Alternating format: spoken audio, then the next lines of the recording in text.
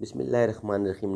ناظرین، vlog number 2 مصیبت میں انا للہ کو سمجھ کر پڑھا جائے تو تسکین قلب کا بہترین علاج ہے، پیج نمبر 399۔ ناظرین، کتاب کا نام ہے معارف القرآن، جلد اول، سورۃ الفاتح سے لے کر سورۃ بقرہ، پارہ اول تا پارہ تیسرا، رکوع 8واں۔ رائٹر ہیں اس کتاب کے حضرت مولانا مفتی محمد شفیع صاحب رحمۃ اللہ علیہ، مفتی اعظم پاکستان۔ بسم اللہ الرحمن الرحیم۔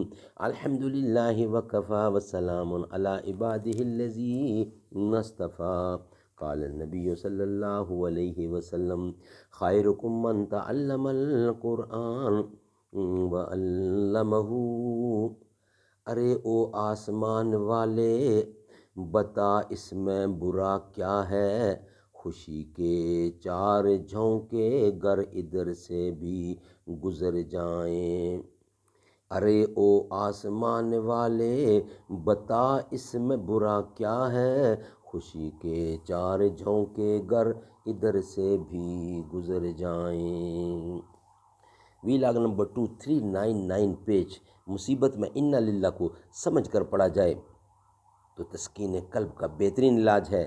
صابرین کی طرف نسبت کر کے جو یہ فرمایا ہے کہ وہ مصیبت کے وقت انا للہ و انا الیہ راجعون کہا کرتے ہیں، حقیقت میں مقصود اس کی تعلیم سے یہ ہے کہ مصیبت والوں کو ایسا کہنا چاہیے، کیونکہ ایسا کہنے میں ثواب بھی بڑا ہے، اور اگر دل سے سمجھ کر یہ الفاظ کہے جائیں تو غم و رنج کے دور کرنے اور قلب کو تسلی دینے کے معاملے میں بھی اکثیر کا حکم رکھتے ہیں۔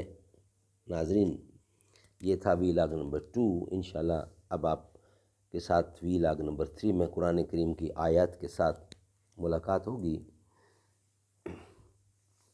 جو محمد کے گھرانے کا حیا کرتا ہے، سچ تو یہ ہے کہ وہ اپنا ہی بھلا کرتا ہے۔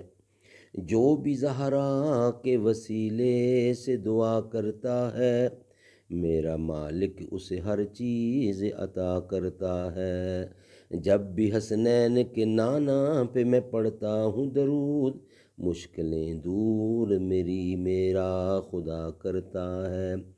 باب کھل جاتے ہیں فوراً ہی قبولیت کے، عرض جب کوئی بھی زہرا کا گدا کرتا ہے۔ باب کھل جاتے ہیں فوراً ہی قبولیت کے، عرض جب کوئی بھی زہرا کا گدا کرتا ہے۔ اس پہ عباس علمدار کی ہوتی ہے نظر، کربلا والوں سے جو شخص وفا کرتا ہے۔